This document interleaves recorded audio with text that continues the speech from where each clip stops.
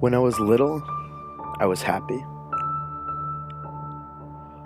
All I can remember was being in constant motion, unable to sit anytime, even for the quickest meal. I would run around the table with a bite of food in my mouth. I followed every thought wherever it would lead me. In the background, I vaguely recall cries from my mother. "Where's Nick? What's he doing now? Why does he have that knife in his hand? Is he really lighting those batteries on fire?" At first, it all seemed so easy, doing whatever I wanted when I wanted. This is my sister Julia. She's my only sibling. When I was 4 and she was 9, I recall Julia standing at the edge of the pool. All the kids at the resort were excited and patiently waiting to jump in the pool the moment the clock struck 12 on New Year's Eve. 1 minute before midnight, I pushed her in.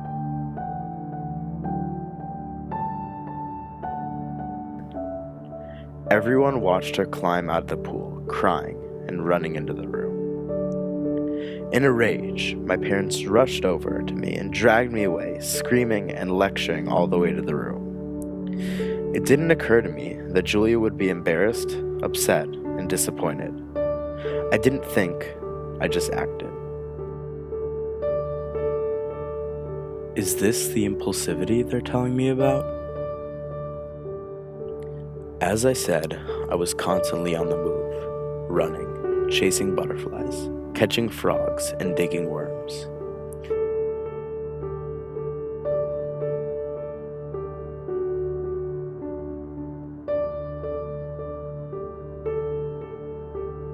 The only time I could stop was to fish. Fishing was hypnotic for me. Even as a young child, I could fish forever, and I remember everyone pleading with me to finish and go back to the shore.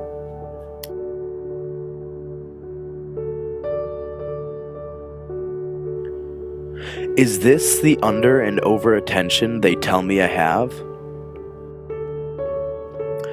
All fun seemed to end when school began. My parents' exasperated cries for me to sit still, stop moving, and stop making a hurricane eventually turned into teachers' reprimands, concerns, and endless parent-teacher meetings.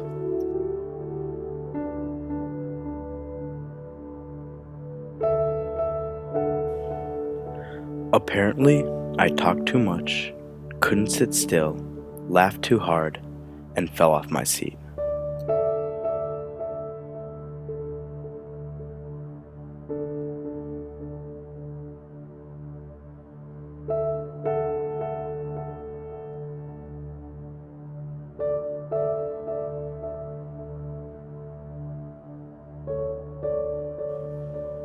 I was placed in front of the teacher, away from the window, and as far away from my friends as possible.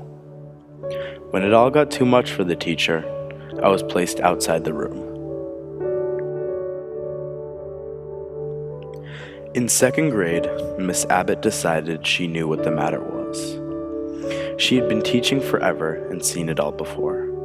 She said I was classic ADHD, and I needed to be tested.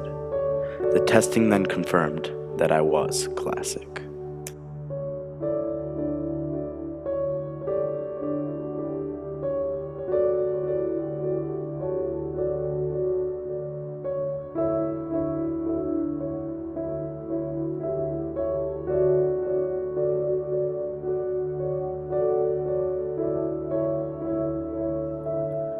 This began the endless process of seeing psychologists, psychiatrists, learning specialists, and every other conceivable specialist. Then the medication trials began. One pill made me tired, one made me too sad, and one made me not want to live. All of them ruined my appetite and prevented me from sleeping. But at least I can focus.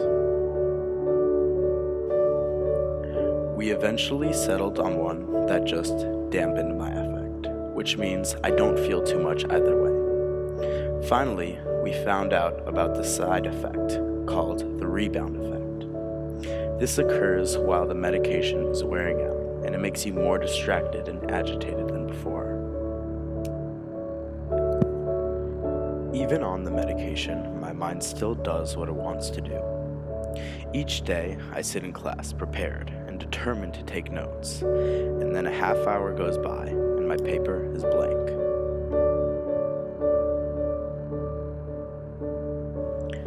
In history, I sketched a chart to fill in, and an hour later, the chart is empty.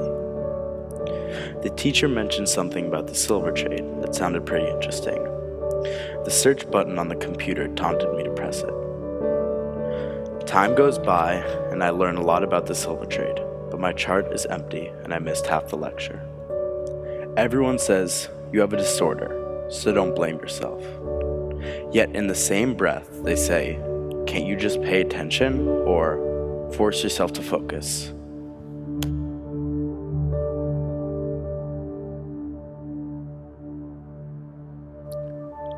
While I was going through this ordeal, my father realized that he must have had the same problem when he was a kid. In those days, they just thought you were bad. He tells countless stories of the trouble he and his best friend caused in school and synagogue. He could never sit still. He was constantly doing pranks, talking too much, never doing homework, and of course getting kicked out of school. My father went on to be a successful lawyer and investment banker, and his partner in crime became a rabbi. Maybe if they just left me alone, I would turn out like my father. Everyone seems to have this overdiagnosed disorder. Maybe your brain is meant to go off on many tangents and directions and make interesting connections. If they all left me alone, I would learn what is interesting to me, and perhaps I would fish. I love to learn, but I hate feeling trapped in school.